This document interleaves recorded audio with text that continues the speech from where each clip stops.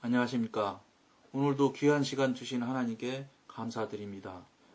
어제에 이어서 오늘은 옛사람과 새사람의 갈등하는 모습을 첫 번째 시간을 같이 나누도록 하겠습니다. 거듭난 사람이 중생을 통하여 얻은 것이 무엇이며 타고난 자질 가운데 아직 남아있는 것이 무엇인가를 이해하는 것은 절대적으로 필요합니다. 성경 어느 곳에서도 우리가 십자가에 못 박혀야 한다고 말하고 있지 않습니다.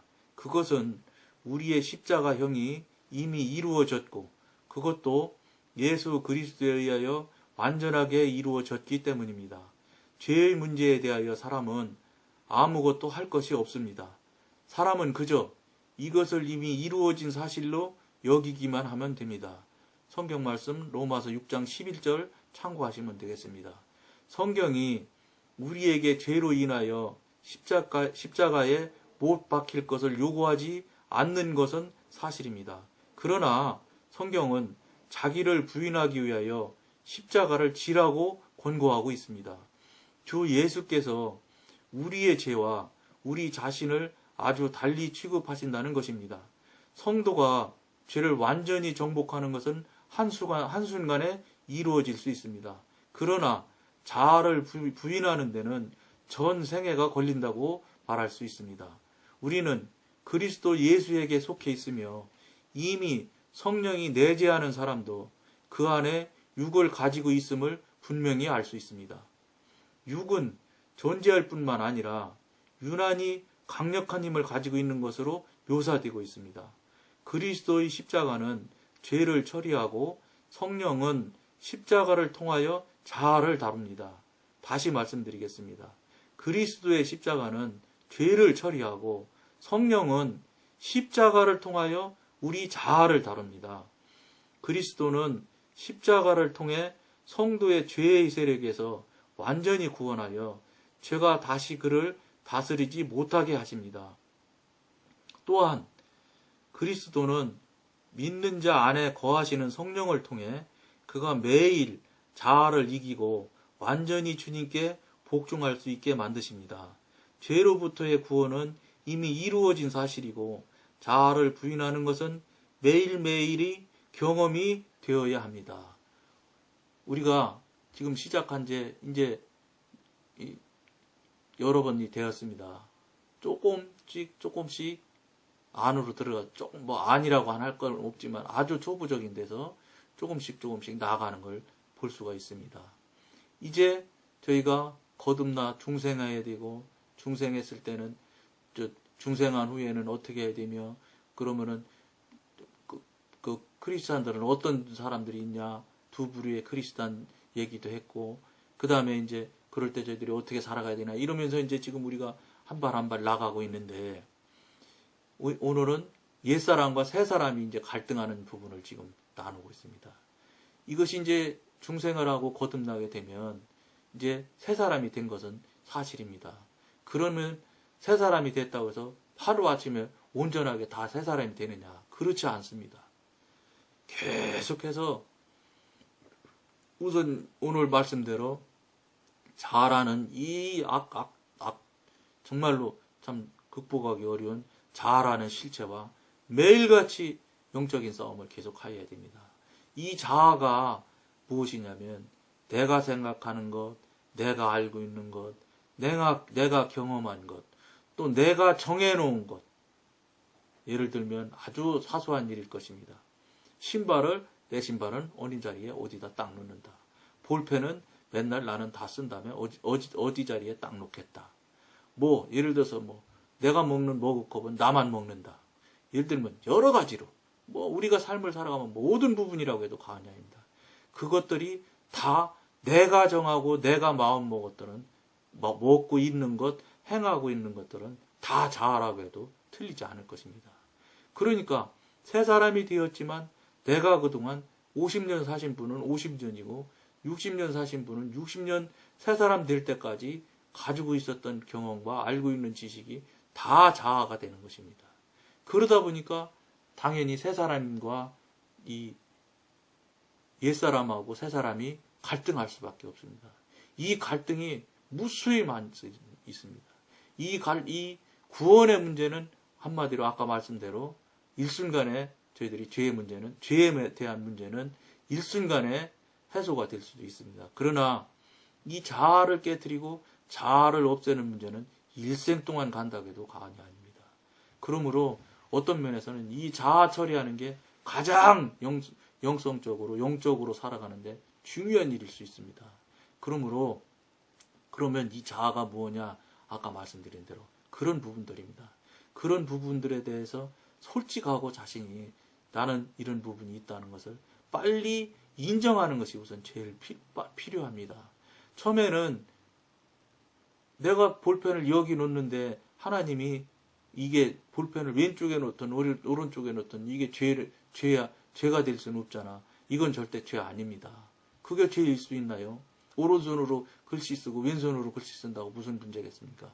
그건 죄가 안 되는데 어떤 것이 죄가 되느냐면 볼펜은 내가 항상 오른쪽에 놓겠다고 정하는 이 마음, 이 자아가 어떤 것들을 어떤 결과들을 만들어내냐면 그렇게 자기가 정하고 자기가 옳다고 생각하는 그 부분을 이 볼펜 문제에서만 끝나는 것이 아니라 자기가 살아가며 관계하며 자기 주변에 있는 사람들과 교통하고 나눌 때도 자꾸 그런 그 원칙을 나름대로의 원칙이죠. 원칙을 자꾸 만든다는 겁니다. 그런 것이 있음으로 해서 그런 죄가 될 수 있는 원칙을 자꾸 만드는 겁니다. 원칙을 만드는 것도 혹시 그저 양해해드릴 수 있습니다. 그러나 원칙을 만들면 어떤 결과가 나오느냐면 그 자기가 생각하고 자기가 보는 원칙대로 상대방이 움직이지 않으면 마음이 편안하지 않습니다. 저건 잘못했다. 저건 저렇게 하면 안 돼. 이렇게 되기 시작. 저건 잘못됐다. 저건 저렇게 했다 하면 안 되는 무슨 소리냐면 다시 돌이켜보면 정죄하고 판단하는 큰 죄에 우리가 빠지게 됩니다. 그러기 때문에 자아 처리가 굉장히 어렵다는 겁니다. 그러므로 저 같은 경우는 이게 정말로 처리가 안 되더라고요.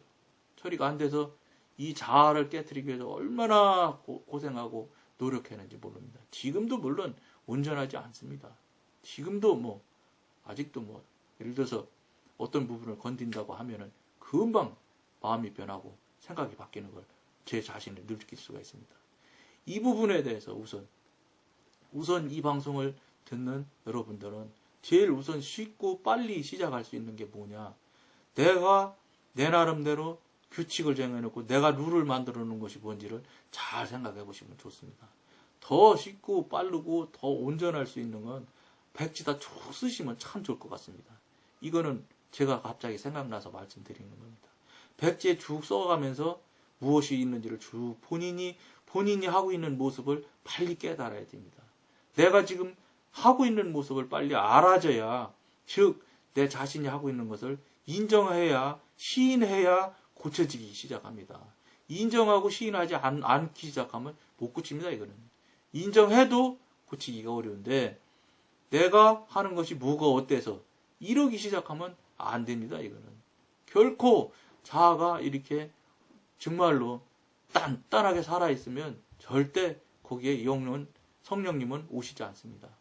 사단이나 마귀는 같은 영체일지 몰라도 사단 마귀는 우리들의 의사와 관계없이 들어갔다 나왔다 저희 맘대로 타고 들어왔다 저희 가고 싶을 때 가고 이렇게 합니다.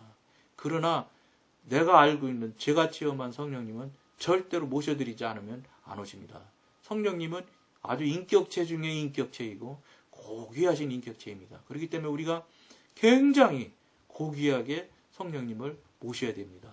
그래야 성령님이 우리랑 같이 동행하시고 같이 알려주시고 같이 지도해 주시는 관계가 되지, 성령님을 내가 하고 싶은 할 것들은 다 그냥 온전히 그대로 살려놔놓고 성령님하고 부르기만 하면 언제든지 오는 그런 우리가 부리는 종이 아닙니다. 그분은 하나님이십니다. 그렇기 때문에 이제부터 그런 생각이나 그런 관계에 있는 분들은 마음 바꾸셔야 됩니다. 특히 중요한 거는 제가 다른 분들을 많이 본 경험에 의하면 사회적인 직임이 높으신 분들이 아주 어려울 수 있습니다. 물론 높으신 분들 중에도 만나서 대화해보면 굉장히 자아가 깨져서 부드러운 분도 있습니다. 물론 이런 분들은 참 영성하는 데가 시초 이 문지방 넘어가는 데는 아주 쉬울 수 있어. 참 도움이 됩니다. 본시 마음이 부드럽고 그렇게 한 사람들. 그러나 그것도 문지방 넘어서 성령과의 관계에 깊이 들어가면 그것도 별거 아닙니다. 조그만 과정일 뿐이지. 그렇기 때문에 우리는 이것을 오늘 이 시간 말씀드리고 싶은 것은 우선 내가 어디 있나, 내가 현재 어느 위치에 있나를 잘 돌아볼 수 있는 그런 계기를 여러분들 만들기를 권해드립니다.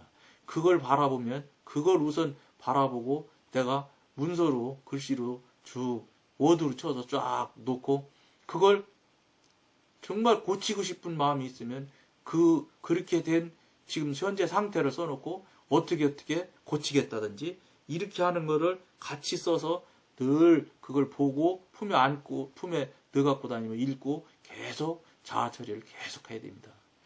그런 자세를 일단 가지고 시작을 하셔야 성령님이 도움도 있게 됩니다. 그래도 안 됩니다. 굉장히 어렵습니다, 이게. 물론 어떤 것들은 쉽게 처리되는 것도 있습니다. 그러나 어느 것들은 일생 동안 고치지 못하고 그냥 붙들고 하나님 앞에 갈 때까지 갖고 있는 수도 있을 것입니다. 그렇기 때문에 제가 경험하고 체험한 대로는 어떻게 하면 그 나름대로 그나마라도 더 쉽게 고치고 바꿀 수 있었느냐면 저는 아무리 생각을 해도 못 고치겠더라고요. 그래서 성령님께 말씀드렸어요. 성령님, 저는 이건 절대 못 고칠 것 같으니 어떡하겠습니까? 도움을 요청했어요. 죄송하다고 회개를 하면서. 그러니까 훨씬 더 부드럽게 그 기도하고 나서부터는 당장 그와 유사한 문제가 생겨날 때 훨씬 더 대처하는 게 부드러워지는 걸 금방 깨달을 수 있었습니다. 그러니까 여러분들도 내가 고치려고 하다 안 되는 것은 내가 고칠 수 있으면 좋지요. 그러나 그게 쉽지 않은 것이 대부분입니다. 그렇기 때문에 그 부분을 한 가지들을 성령 앞에 내놓고 성령님께 기도로 내 상태를 시인하고 인정하고 회개해드리며 성령님, 이 성령님이 이걸 도와주셔야 제가 고칠 수 있음을 고백합니다. 이 고백하고 회개하오니 성령님 도와주십시오. 성령님이 깨트려 주시고 성령님이 고쳐주시길 원합니다 하고 자꾸 성령님한테 깊이 간절하게 간청을 드리면 성령님이 의외로 내가 나를 많이 알고 잘 아는 것 같지만 그렇지 않습니다. 성령님이 우리 아는 것만큼 우리 모릅니다.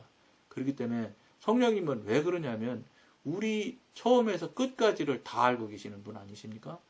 우리 언제 데려갈 것도 이미 성령님은 날짜 시간이 다 정해져 있습니다. 어떻게 데려갈 것도 이미 다 룰이 정해져 있습니다. 그런 분한테 무엇을 우리가 생각하겠습니까? 그분한테 온전히 도움을 요청하고 그분한테 도움을 간절히 요청을 하면 그분이 그분 나름대로의 방법으로 여러분들한테 알려주시고 지도하심을 알 수가 있을 것입니다. 물론 이 금방 되지는 않습니다. 성령님과 관계가 돼야 그게 서로 교통이 되고 주고받고 하는 정도가 되어져야 이게 서로 나눠지고 교제가 되고 지도를 받고 인도를 받는 것이지 그렇게 쉽게는 안 되는데 그렇게 될 수 있도록 빠른 시간 안에 여러분들이 중생하고 거듭나고 그 다음에 방언기도 열심히 해야 됩니다. 또 성령께서 말씀 없으면 부르짖는 기도를 어쨌든 무척 많이 해야 됩니다. 구성기도라도 뭐 어쨌든 엄청나게 부르짖어서 목이 터질도록 부르짖어야 될 때는 부르짖어야 되고 짖어야 되고 구성기도 할 때는 구성기도라는 순서를 겪어야 됩니다. 그리고 부르짖는 기도할 때는 부르짖는 기도 해야 됩니다. 부르짖는 기도를 많이 하는 사람은 3년씩도 하는 사람이 있다고 제가 들었습니다. 그러니까 부르짖을 때는 부르짖어야 되고 구성기도 할 때는 구성기도 해야 되고 그 다음에 방언기도 할 때 되면 방언기도 해야 될 사람들은 방언기도 열심히 해야 되고 그 다음에 더 깊은 묵상으로 들어가서 관상으로 가서 그 다음에 관상도 넘어서 나중에 더 가면 합일의 지경까지 올라갈 수 있는 귀한 관계까지 가서 정말로 하나님과 생각이 나하고 동일한 데까지 올라갈 수 있는 그런 관계까지 갈 수 있도록 우리가 열심히 신앙생활하고 삶을 살아드리는 실제 삶을 살아드리면서 정말로 승리를 향하는 우리들이 되었으면 참 좋겠습니다. 오늘은 여기까지만 하겠습니다. 감사합니다.